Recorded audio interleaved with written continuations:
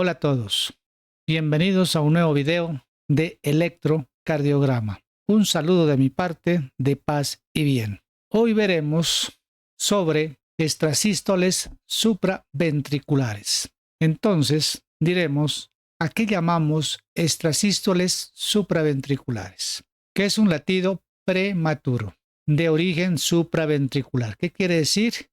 Todo latido que se va a originar lo que corresponde a la parte que se encuentra por encima de una recta que pasa por el área de unión, que corresponde por lo general a las aurículas.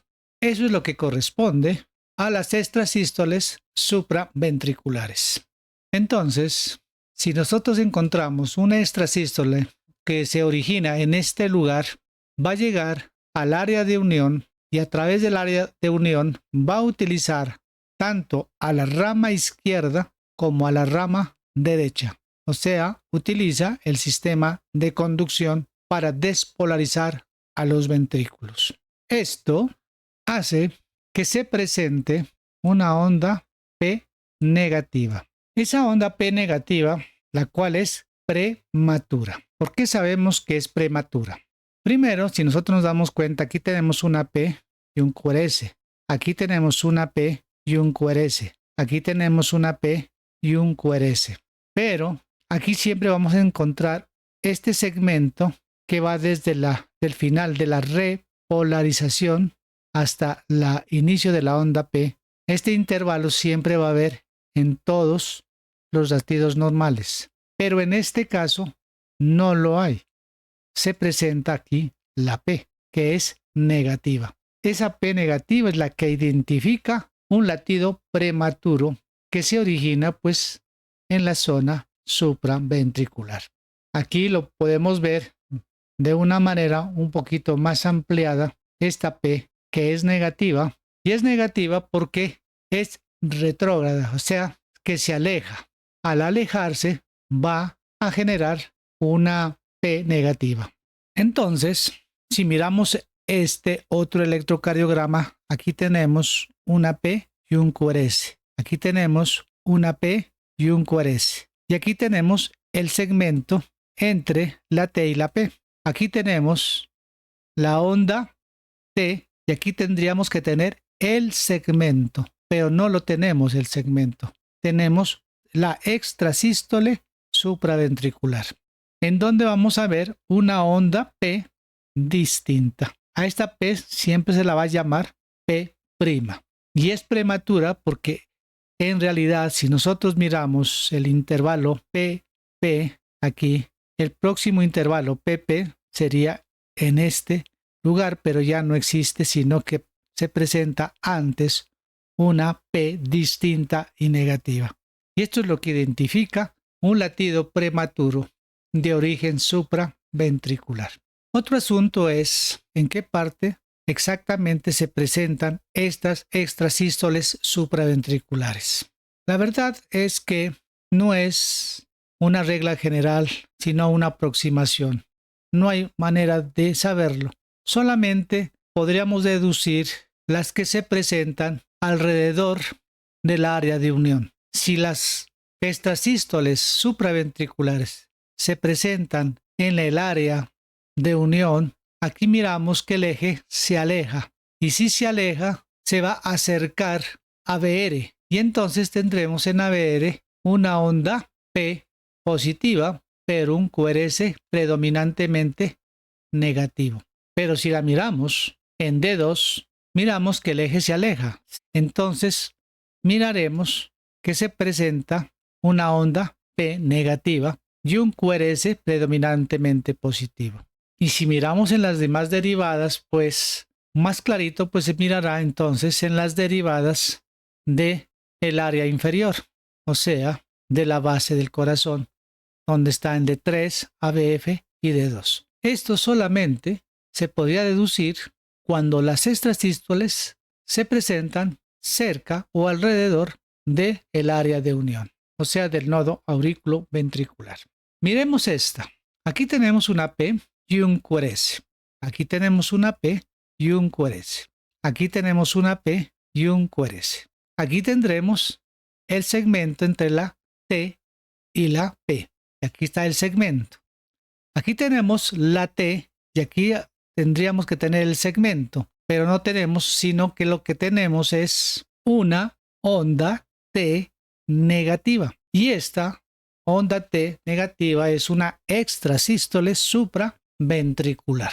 Pero dirán, pero no se encuentra el QRS. ¿Pero por qué no se encuentra el QRS? Porque al nodo aurículo-ventricular para tomar el sistema de conducción tanto para la rama izquierda como para la rama derecha se encuentran en un periodo refractario absoluto o relativo y por lo tanto no se va a formar el QRS. En otras palabras, debería aparecer pero no se presenta. ¿Por qué? Porque no siempre se conduce a los ventrículos. ¿Cómo se denomina este tipo de extrasístoles? Como no se conduce, pues la llamaremos una extrasístole supraventricular bloqueada. Miremos aquí una extrasístole supraventricular y la identificamos por la onda P negativa, debido pues a que el eje de conducción se aleja. Y ahí lo podemos ver en el plano frontal. Al alejarse, si este es por ejemplo una D2 y este es D2 y miramos esto aquí negativo, entonces diremos que es una extrasístole supraventricular. Y también diremos que el complejo es estrecho. ¿Por qué este complejo es estrecho? Debido a que utiliza al sistema de conducción ventricular que son la rama izquierda y la rama derecha. Esto, como se conduce rápido, producirá un complejo estrecho. Y eso es lo que identifica una extrasístole supraventricular cuando se conduce. Ahora bien, cuando se produce aquí la onda P negativa, esta se va a conducir alejándose del eje, produciendo la despolarización de las aurículas, pero también va a despolarizar al nodo sinusal. En otras palabras, resetea el nodo sinusal.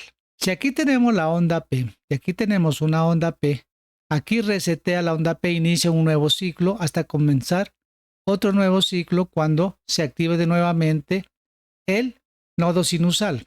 Entonces aquí hay un periodo P normal desde el inicio de un nodo sinusal hasta el inicio del otro sinusal. Si este resetea, al resetear va a esperar el tiempo que se demora en iniciar nuevamente un nuevo ciclo del segmento del nodo sinusal. Si tomamos la distancia desde la extrasístole hasta el inicio de la onda P y la comparamos con un periodo PP anterior normal, estos son iguales. Esto es lo que se denomina pausa compensadora. Miremos este electrocardiograma. Aquí hay una P y un QRS. Aquí hay una P y un QRS normal, con un periodo diastólico prolongado. Y aquí tenemos una P negativa en ese segmento diastólico prolongado. Esa es una que extrasístole supraventricular. Y aquí, como habíamos dicho antes, aparece la onda P negativa, que es un latido prematuro. Esto, para aclarar, está en la derivada B1. ¿Por qué es prematuro? Porque es negativo y ese es un cambio morfológico de la onda P. Sin embargo, al conducir por el nodo auriculoventricular y por las ramas, se conduce con una morfología de un bloqueo de rama derecha. Como es B1 y el bloqueo es de rama derecha, hay una predominancia positiva del QRS y es ancho. Esta es una morfología de bloqueo de rama derecha. Eso ocurre cuando la diástole es muy prolongada y se conduce con esta morfología. Al conducirse con esta morfología, una extrasístole con bloqueo de rama derecha es lo que se conoce como extrasístole que se conduce con aberrancia. Cuando la extrasístole se conduce con aberrancia, es lo que se conoce como el fenómeno de Ashman. Entonces, ¿qué es lo que lo caracteriza al fenómeno de Ashman? ¿Por qué Ashman? Porque es el autor que lo describió. Se caracteriza, primero, pausa larga, o sea, una diástole larga. Primero. Segundo, latido corto, o sea, prematuro. Aparece aquí un latido prematuro. Y esto es lo que se conoce aberrancia. Cuando se ocurre estas características es lo que se conoce como el fenómeno de Ashman. Ahora pasamos entonces a las extrasístoles ventriculares. Y las extrasístoles ventriculares simplemente son ¿qué? Impulsos eléctricos o latidos prematuros que se van a originar en los ventrículos por debajo de la zona del área de unión o por una línea que pasa por el área de unión. Entonces, todo esto es lo que se origina aquí, se va a denominar una extrasístole, cuando se presenta un latido prematuro. Si aquí tenemos este electrocardiograma, miramos que los RR o periodos RR son regulares. Si son regulares, el próximo debería presentarse aquí, el próximo latido. Pero no se presenta allí, sino se presenta antes. Eso es lo que se conoce como extrasístole. Segundo, si es ventricular, el QRS es ancho. Esa es la segunda característica. Tercero, aquí en este sitio, si hacemos una ampliación de esta imagen en este sitio, miramos que aquí no hay ninguna actividad eléctrica que venga de las aurículas. No hay una onda que me diga que aquí hay una actividad eléctrica. No hay actividad eléctrica auricular. Si no hay actividad eléctrica auricular, entonces vamos a decir que este tipo de extrasístoles es una extrasístole ventricular. En otras palabras, no hay una P que lo preceda. Lugar donde se originan las extrasístoles. Sería ideal saberlo. Desde un electrocardiograma de superficie no es práctico, pero más cuando se presenta una extrasístole en serie. Aquí tenemos una extrasístoles en serie. Entonces aquí ya nos vamos adelantando que las taquicardias ventriculares simplemente son extrasístoles ventriculares en serie. Cuando decimos que es una taquicardia ventricular, cuando son más de 3 latidos. Si ya dura más de 30 segundos, entonces ya la llamaremos una extrasístole sostenida. Pero si dura menos de 30 segundos, se llama taquicardia ventricular no sostenida. Entonces, ¿cómo se localizan en realidad estas extrasístoles? Mediante procedimientos de tecnología denominados mapeos electromecánicos. Ahí se van a localizar con precisión los lugares donde se presentan las extrasístoles y se lo realiza en un laboratorio de electrofisiología.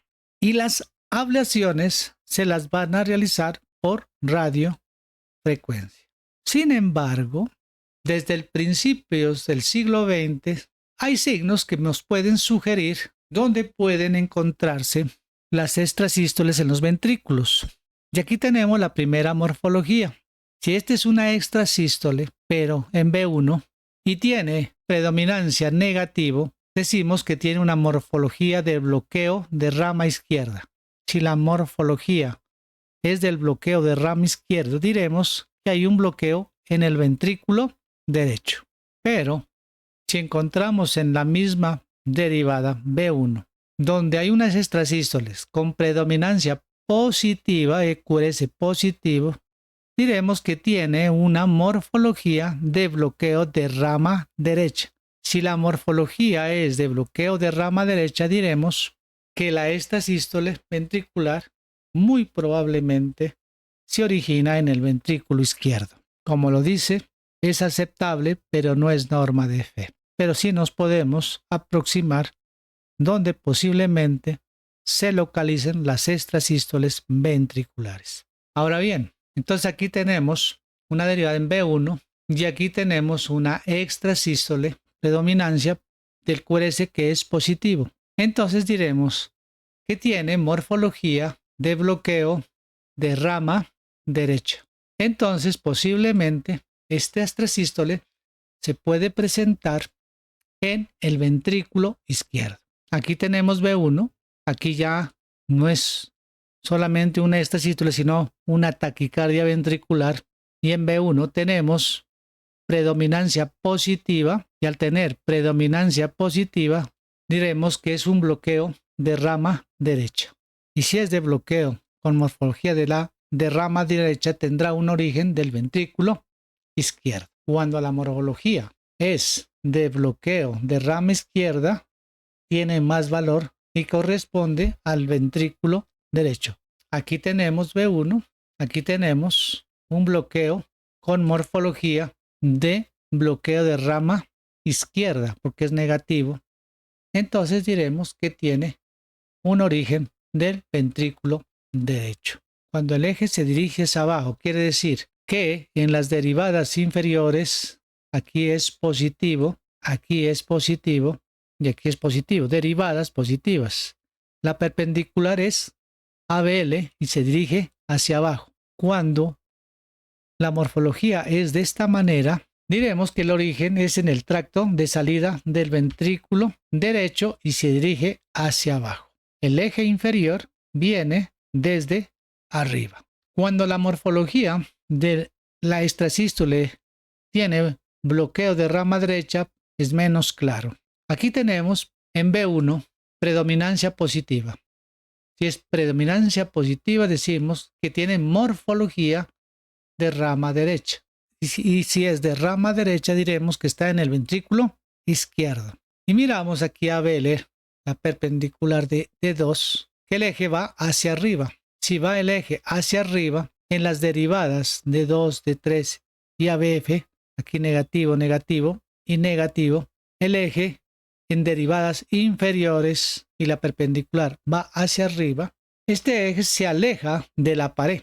Al alejarse de la pared, ¿de cuál pared? De la pared inferior.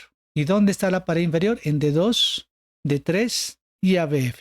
Y entonces vamos a concluir que el origen de la extrasístole ventricular tendrá un origen en la parte inferior del ventrículo izquierdo. Miremos este electrocardiograma y miramos PQ, PQ, PQ, PQ. Es un electrocardiograma con ritmo sinusal, con un ritmo regular, normal, porque los intervalos RR también son regulares. Pero miremos que este mismo tiene una que extra, aquí tenemos una P, un intervalo P, y aquí tenemos otro intervalo P y tendría que aparecer aquí la otra P, pero no aparece. ¿Por qué? Porque esta extrasístole conduce en forma retrógrada. Se va hacia la aurícula, llega a la aurícula y resetea al nodo sinusal. Aquí la P queda oculta porque queda iniciada o reseteada el nodo sinusal. Pero si podemos mirar, aquí debería aparecer un intervalo desde este lugar hasta aquí y de aquí a aquí debe estar igual a un periodo P a P igual. Este es un periodo PP normal y aquí tendría que haber otra P con el mismo periodo y aquí otra P con el mismo periodo. Entonces decimos que este periodo normal precedente, ¿no es cierto? Tendríamos tipo 1X y si nosotros medimos de esta P a esta P, aquí este periodo tendría que medir 2X. Este periodo se debe a que hay una ¿qué? Una pausa compensadora.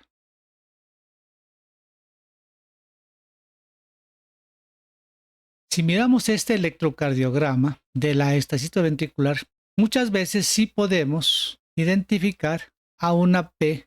Esta sístole, pues obviamente se conduce en forma retrógrada y llega hasta el nodo sinusal y lo despolariza. Y esto es lo que puede alterar a la pausa compensadora. Esto es lo que se conoce como conducción retrógrada. En ocasiones los latidos se ven agrupados. Como pueden ver, tenemos un latido normal y una extrasístole y una pausa compensadora. Un latido normal, una extrasístole y una pausa compensadora. Cuando son de 2 en 2, es lo que se llama bigeminismo. De 3 en 3, eso se llamaría trigeminismo. Ahora miremos esto. Aquí tenemos una P y un QRS normal.